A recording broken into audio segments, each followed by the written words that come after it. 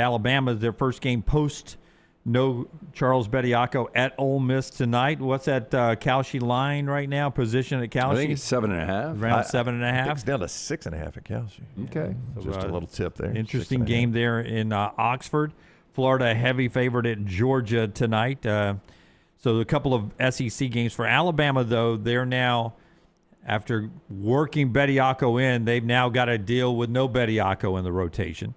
I think they're faster, and we'll see how good they are down the stretch. Here's Nate Oats, cut 5, on his first chance to react publicly to the Charles Bediako ruling. Obviously super disappointed in the ruling for Charles. Regardless of the ruling, we're going to continue to support him any way we possibly can here. And then with the team, we've got to move forward. We played 18 games before he got here. Have some real quality wins without him. I think there's 4 current teams ranked in the top 25 that we beat without him. We had some good wins with him as well. But, sad situation for him, disappointing situation. But we've got to move forward and continuing to help him however we can and continuing to win games without him on the floor. So the next obvious question, cut 6, was bringing him back for everything. You talked about the press yesterday, national publicity, and for 5 games, 3-2, his contributions were more in some games than they were in others. So Nate gets asked the obvious question here. Was it worth it? Yeah, I realize it hasn't been 24 hours yet since the Bediako ruling, but just in your mind, do you think it was worth it bringing him in for those 5 games? 100%. Like, there was an opportunity to help one of our former players out. He was within his 5-year window. He's trying to get his degree. And here's the thing. My job as a head coach is to do the right thing by our guys, and Charles is one of our guys, and that was the right thing to do by one of our guys. Like I've said before, this is not some mercenary deal. A 23-year-old coming in for a semester that nobody knows, renting them for a semester or something. So, he was deemed legally eligible to play.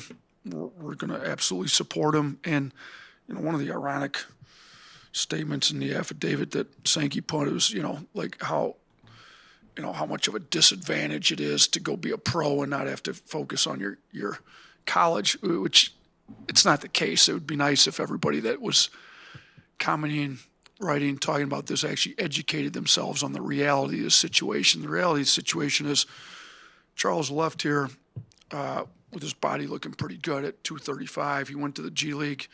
You don't get the same treatment as you do. There's a reason all of the G League players are trying to come. I shouldn't say all. There's a reason there's a lot of G League players trying to come back to college. The money's a lot better. The development's a lot better. You get way better. You get a full-time dietitian, full-time strength coach. You're not traveling on commercial flights, spending all your time in airports, not being able to develop.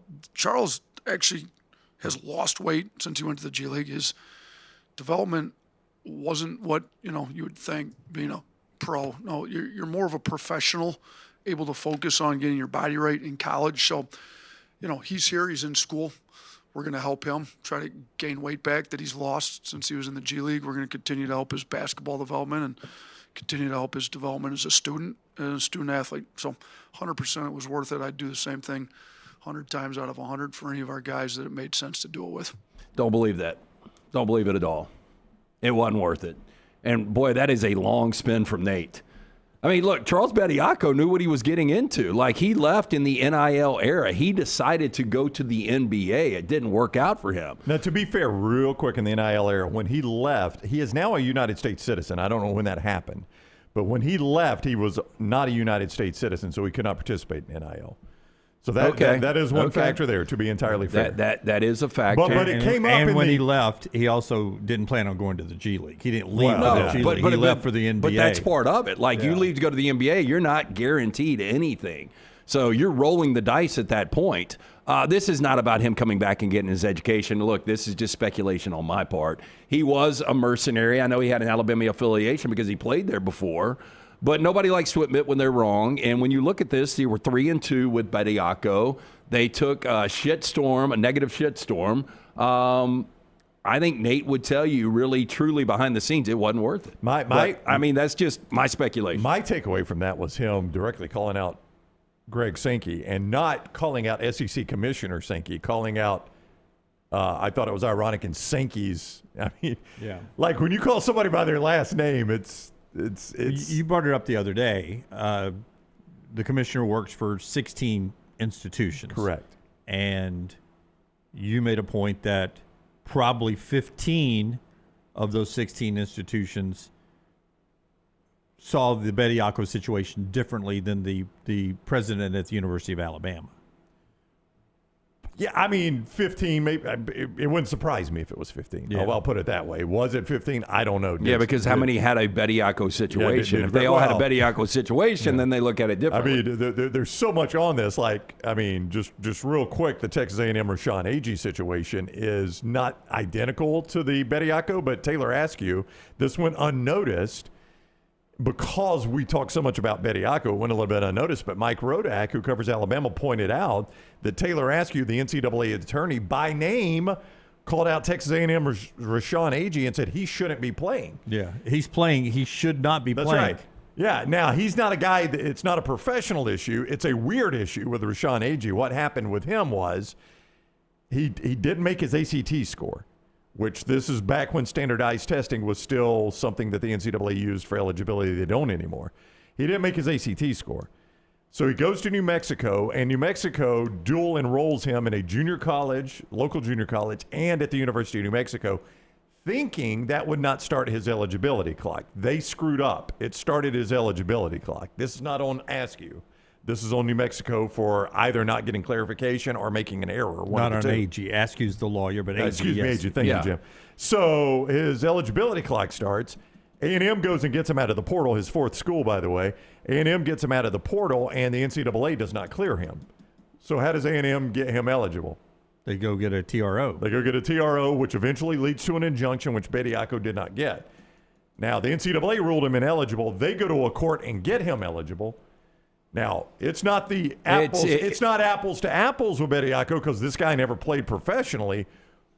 But if you want to talk about, we ruled a guy ineligible, these are our rules, follow our rules. You don't like the rules, you run to court and you get him eligible. Bucky McMillan, by the way, testified. But that one did make a lot more sense. It does. Like, I agree. That's not on the player. That is on the institution. But the reason I bring it up, and I 100% agree, but the reason I bring it up right now, Jim, is because you'll get a lot of presidents going to Greg Sankey saying, this is not right. But at least in Texas A&M's case, they've done the exact same thing. They got a guy that the NCAA says is ineligible, so they run to court and get him eligible. Hey, and for the record, I would have done what Nate did. Like, if I had that loophole, I thought Bediako would be a much bigger difference maker. When we initially heard this weeks and weeks ago before he was eligible, a couple of weeks before he was eligible, I was like, damn, that's exactly what they need. Like, this could be a massive difference maker for Nate Oats, and through 5 games, it really wasn't. That's all I'm saying. So the question now is, how does Nate Oats handle this going forward? Do you go, all right, that's the ruling. We're going to focus on my basketball team. We're going to get back to the way it was before Bediako.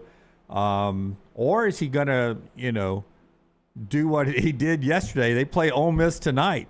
Do you wonder, does Ole Miss have anybody on their roster that is somehow NCAA rule adjacent? Here's Nate Oats. I'm playing Ole Miss tonight. Will he do this every game now? Yeah, it's a good team that beat us here last year. We've got to make sure we're ready for them. They've got a multitude of players that are playing. The kid Camerdine, played with JDA Dijon in France. It's the first tier France division. He's a pro that played a lot of years of professional basketball before he came over here. So he's good. He's been starting at the point for him. We've got to make sure we're ready. They've got a little bit older guys, that they've gone in on some experience with their roster. So they've got good players, good coach, and I expect it's going to be a tough road game, and we got to be ready. And see, that's where, if you're on the side of Bediako should be able to play, that's where we get into the gray area. This guy played at the top level of French basketball, which is pretty good. But you've got a lot of guys in college basketball that have played in those leagues. That's right. Oh, And yeah, that's 100. But there is that a- was the basis of the I get it. Bediako lawsuit. I get it. By the way, this Ole Miss team, 5 consecutive losses. I don't know what's going on with Chris Beard. I know it's a difficult job, but I thought that they would be better. You can get tickets for $4 to get in tonight. Oh, let's all go over. You want to go over? I did it once before. It is my Least favorite?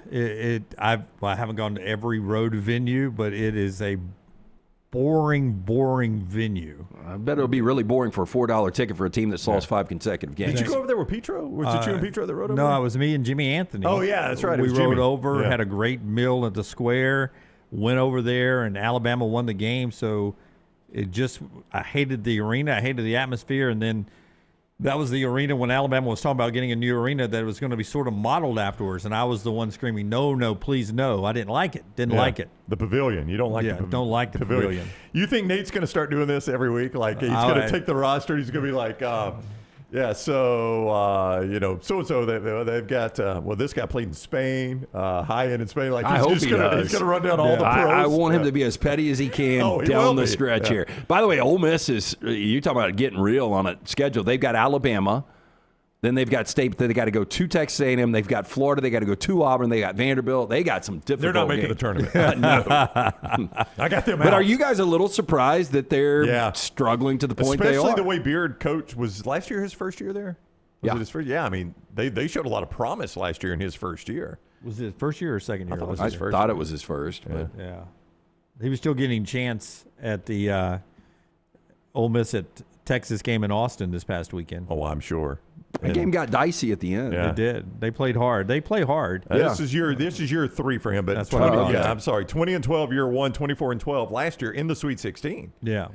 And then That's boy, what I thought. they're not a very good team this They year. are I'm not. surprised. Very by that. strange. Yeah. And as a couple of places have gave G League dropout at Gainesville and Auburn for Bediako, in Austin the student check section were.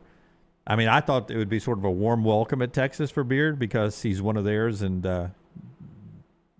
had them really good.